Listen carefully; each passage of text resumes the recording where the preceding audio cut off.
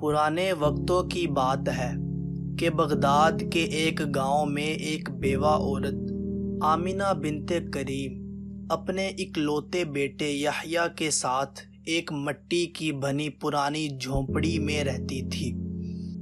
وہ زمانہ دولت کا نہیں، نیتوں کا تھا، مگر پھر بھی جن کے دل سچے ہوتے ان کی جھولیاں اکثر خالی رہتی تھی۔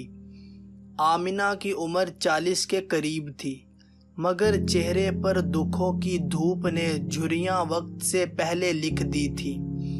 شوہر کریم جو بغداد کے قافلے کا بار بردار تھا، کئی سال پہلے ایک سفر میں گم ہو گیا۔ نہ لاش ملی نہ پیغام۔ لوگوں نے اسے مردہ مان لیا اور آمنہ کو بیوہ کہنے لگے۔ یحییٰ تب صرف 3 سال کا تھا۔ آمنہ نے شوہر کی گمشدگی کے بعد گاؤں کے مردوں کی نظروں کو بھی برداشت کیا اور لوگوں کے مشورہ نما طنز کو بھی برداشت کیا۔ ارے بی بی، اکیلی کیسے جیے گی؟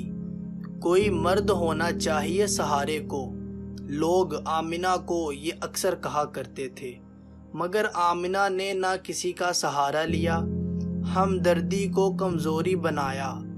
اس کا سہارا فقط اللہ تھا اور امید کا نام تھا یحییٰ، اس کا بیٹا۔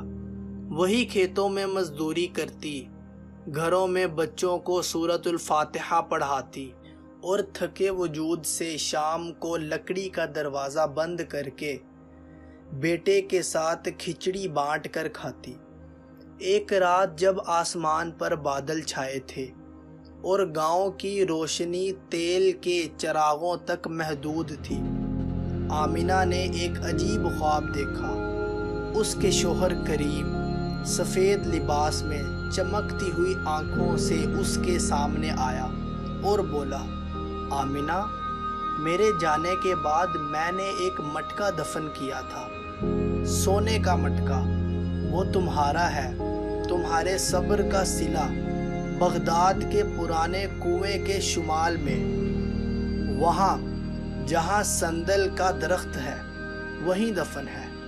آمنہ کی آنکھ کھل گئی، دل دھڑک رہا تھا، آنکھوں میں نمی تھی اور دل میں یہ سوال، کیا یہ خواب سچ تھا یا بس دل کا دھوکہ؟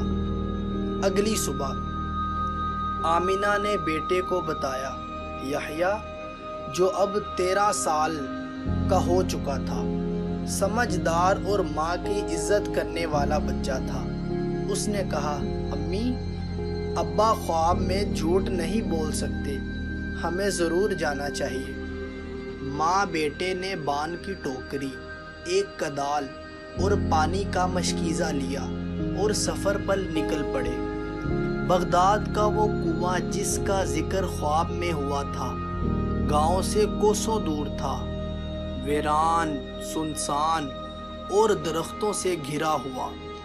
دوپہر کے وقت وہ وہاں پہنچے۔ سندل کا درخت آسانی سے پہچانا گیا، اس کی خوشبو ہوا میں تیر رہی تھی۔ آمنہ نے کدال سے زمین کھودنی شروع کی، دھوپ، پیاس، تھکن، مگر اس کی پیشانی پر صرف ایک جملہ تھا، یا اللہ، اگر یہ سچ ہے تو میرا دل اور مضبوط کر دے۔ چند گھنٹے کی محنت کے بعد یحییٰ کا کدال کسی سخت چیز سے ٹکرایا۔ امی، کچھ ہے یہاں؟ وہ مٹی میں دھنسا ایک مٹکا جو کہ بہت پرانا تھا، مکمل بند مگر وزنی۔ آمنہ نے کپڑے سے اسے صاف کیا، مٹکا کھولا تو اندر ایک چمک تھی، وہ چمک جو کبھی آنکھوں میں ہوتی ہے، کبھی خوابوں میں۔ سونے کی اشرفیاں، پرانی مگر خالص۔ مٹکے کے اندر ایک کاغذ بھی تھا جس پر کریم کا ہاتھ لگا تھا اور اس پر لکھا ہوا تھا، اگر یہ مٹکا میری بیوی آمنہ کے ہاتھ لگے تو جان لے کہ یہ رزق اس کی نیت، صبر اور محبت کا انعام ہے۔ جو کوئی اس پر زبردستی کرے وہ اللہ کے غضب سے نہ بچ سکے گا۔